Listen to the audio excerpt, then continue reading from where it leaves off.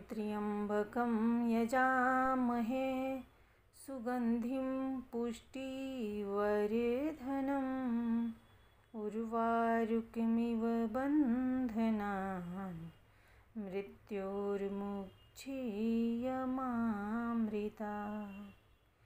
तीन नेत्रों वाले सुगंधि युक्त एवं पुष्टि के वर्धक शंकर भगवान का हम पूजन करते हैं। वे शंकर हमें दुखों से ऐसे छुड़ाएं जैसे खरबूजा पककर बेल से अपने आप छूट जाता है, किंतु शंकर भगवान हमें मोक्ष से न छुड़ाएं। स्वागत है दोस्तों आपका अपना YouTube channel God is true में। आज श्रावण सोमवार का व्रत है। श्रावण सोमवार व्रत में भगवान शिव और माता पार्वती के पूजा करने के बाद सोमवार व्रत की कथा को अवश्य पढ़ना या सुनना चाहिए। तो चलिए सुनते हैं सोमवार व्रत की कथा को। एक नगर में एक बहुत धनवान साहूकार रहता था, जिसके घर में धन की कमी नहीं थी, परंतु उसको एक बहुत बड़ा दुख था कि उसके कोई पुत्र नहीं था। वही इसी चिंता में दिन रात लगा रहता और पुत्र की कामना के लिए प्रत्येक सोमवार को शिव जी का व्रत और पूजन किया करता तथा सायंकाल को शिव जी के मंदिर में जाकर शिव जी के विग्रह के सामने दीपक जलाया करता था। उसके उस भक्ति भाव को देखकर एक समय श्री पार्वती जी ने शिव जी महाराज से कहा, महाराज, यह साहूकार आपका नन्द भक्त है और सदैव आपका व्रत और पूजन बड़ी श्रद्धा से करता है, इसकी मनोकामना पूर्ण करनी चाहिए। शिव जी ने कहा, हे पार्वती, यह संसार कर्म क्षेत्र है। स्थान खेत में जैसा बीज बोता है वैसा ही फल काटता है। इसी प्रकार इस संसार में जो जैसा कर्म करते हैं वैसा ही फल भोगते हैं। पार्वती जी ने अत्यंत आग्रह से कहा, महाराज, जब यह आपका नन्हे भक्त है और यदि इसको किसी प्रकार का दुख है तो उसको अवश्य दूर करना चाहिए, क्योंकि आप सदैव अपने भक्तों पर दयालु होते हैं और उनके दुखों को दूर करते हैं। यदि आप ऐसा नहीं करेंगे तो मनुष्य आपकी सेवा, व्रत और पूजन क्यों करेंगे। पार्वती जी का ऐसा आग्रह देख शिव जी महाराज कहने लगे, हे पार्वती, इसके कोई पुत्र नहीं है। इसी चिंता में यह अति दुखी रहता है। इसके भाग्य में पुत्र न होने पर भी मैं इसको पुत्र की प्राप्ति का वर देता हूँ, परंतु यह पुत्र केवल 12 वर्ष तक ही जीवित रहेगा। इसके पश्चात वह मृत्यु को प्राप्त हो जाएगा। इससे अधिक मैं और कुछ इसके लिए नहीं कर सकता। यह सब बातें साहूकार सुन रहा था। इससे उसको न कुछ प्रसन्नता हुई और न ही कुछ दुख हुआ। वह पहले जैसा ही शिवजी महाराज का व्रत और पूजन करता रहा। कुछ काल व्यतीत हो जाने पर साहूकार की स्त्री गर्भवती हुई और 10वें महीने में उसके गर्भ से अति सुंदर पुत्र की प्राप्ति हुई। साहूकार के घर में बहुत खुशी मनाई गई, परंतु साहूकार ने उसकी केवल 12 वर्ष की आयु जानकर अधिक प्रसन्नता प्रकट नहीं की और न ही किसी को भेद बताया। जब वह बालक 11 वर्ष का हो गया तो उस बालक की माता ने उसके पिता से उसका विवाह आदि करने के लिए कहा, तो वह साहूकार कहने लगा कि अभी मैं इसका विवाह नहीं करूँगा, अपने पुत्र को काशी जी पढ़ने के लिए भेजूँगा।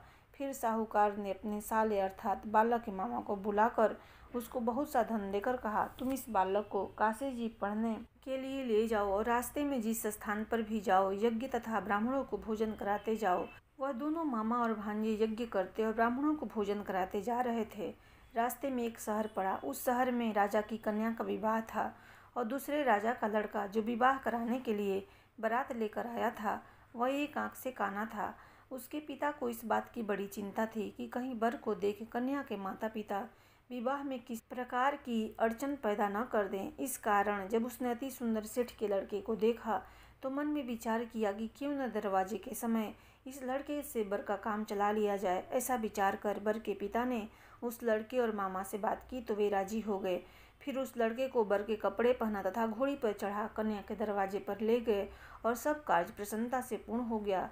फिर वर के पिता ने सोचा, यदि विवाह कार्य भी इसी लड़के से करा दिया जाए तो क्या बुराई है। ऐसा विचार कर लड़के और उसके मामा से कहा, यदि आप फेरों का और कन्यादान के काम को भी करा दें तो आपकी बड़ी कृपा होगी और मैं इसके बदले में आपको बहुत कुछ धन दूंगा। तो उन्होंने स्वीकार कर लिया और विवाह कार्य भी बहुत अच्छी तरह से संपन्न हो गया। परंतु जिस समय लड़का जाने लगा तो उसने राजकुमारी के चुंदरी के पल्ले पर लिख दिया कि तेरा विवाह तो मेरे साथ हुआ है, परंतु जिस राजकुमार के साथ तुमको भेजेंगे वह एक आंख से काना है और मैं काशी जी पढ़ने जा रहा हूँ। लड़के के जाने के पश्चात उस राजकुमारी ने जब अपनी चुंदरी के पल्ले पर ऐसा लिखा हुआ पाया तो उसने राजकुमार के साथ जाने से मना कर दिया और कहा कि यह मेरा पति नहीं है, मेरा विवाह इसके साथ नहीं हुआ है। मेरा विवाह जिसके साथ हुआ है वह तो काशी जी पढ़ने गया है। राजकुमारी के माता पिता ने अपनी कन्या को विदा नहीं किया और बारात वापस चली गई।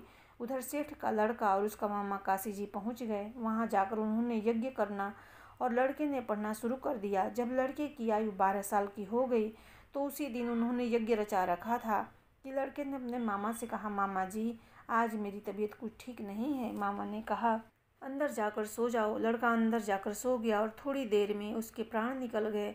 जब उसके मामा ने आकर देखा तो वह मुर्दा पड़ा है तो उसको बड़ा दुख हुआ और उसने मन में विचार किया कि यदि मैं अभी रोना पिटना मचा दूंगा तो यज्ञ का कार्य अधूरा रह जाएगा। अतः उसने जल्दी से यज्ञ का कार्य समाप्त कर ब्राह्मणों के जाने के पश्चात रोना पिटना आरंभ कर दिया। संयोगवश उसी समय शिव पार्वती जी भी उधर से जा रहे थे। जब उन्होंने जोर जोर से रोने की आवाज़ सुनी तो पार्वती जी कहने लगी, महाराज कोई दुखिया रो रहा है, इसके कष्ट को दूर कीजिए। जब शिव पार्वती जी ने पास जाकर देखा तो वहाँ एक लड़का मुर्दा पड़ा था। पार्वती जी कहने लगी, महाराज यह तो उसी सेठ का लड़का है जो आपके वरदान से हुआ था। शिव जी कहने लगे, हे पार्वती इसकी आयु इतनी ही थी सो यह भोग चुका। तब पार्वती जी ने कहा, हे महाराज इस बालक को और आयु दो, नहीं तो इसके माता पिता तड़प तड़प कर मर जाएंगे। पार्वती जी के बार बार आग्रह करने पर शिव जी ने उसको जीवन वरदान दिया और शिव जी महाराज की कृपा से लड़का जीवित हो गया। प्रेम से बोलो भगवान शिव जी की जय। शिव जी और पार्वती जी कैलाश पर्वत को चले गए। तब वह लड़का और मामा उसी प्रकार यज्ञ करते तथा ब्राह्मणों को भोजन कराते अपने घर की ओर चल पड़े। रास्ते में उसी शहर में आए जहाँ उसका विवाह हुआ था। वहाँ पर आकर उन्होंने यज्ञ आरंभ कर दिया तो उस लड़के के ससुर ने उसको पहचान लिया और अपने महल में ले जाकर उसकी बड़ी खातिर की। साथ ही बहुत से दास दासियों सहित आदरपूर्वक लड़की और जमाई को विदा किया। जब वो अपने शहर के निकट आए तो मामा ने कहा कि पहले मैं तुम्हारे घर जाकर खबर कर आता हूँ।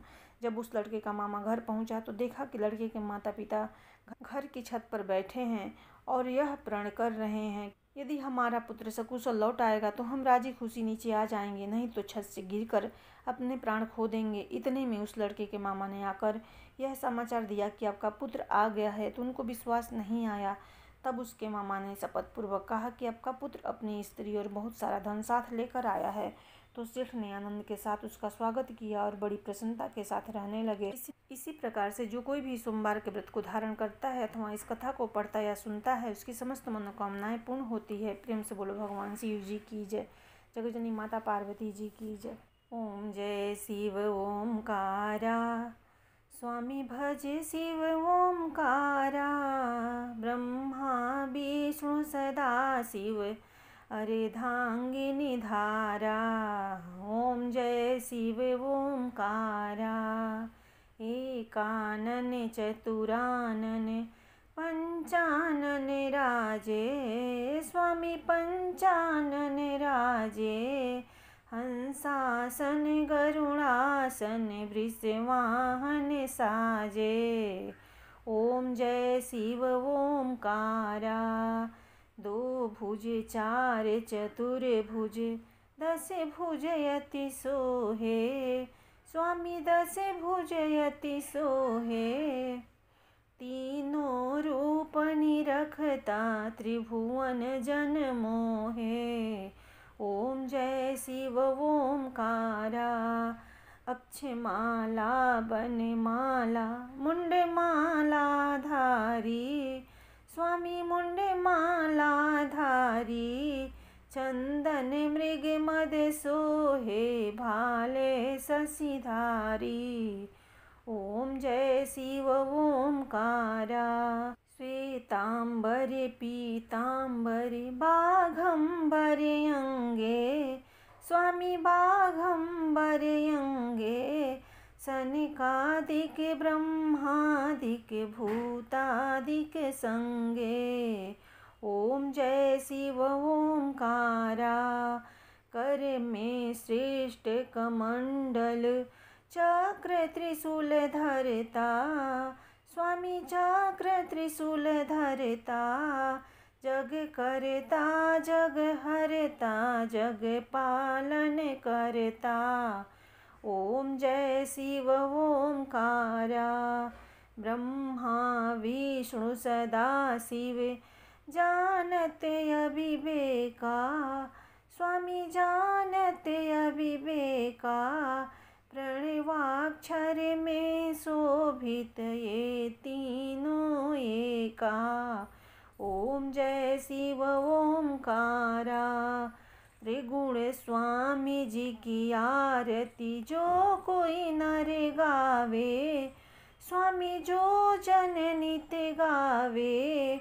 कहत शिवानंद स्वामी भजत हरि हरे स्वामी, मनवांछित फल पावे।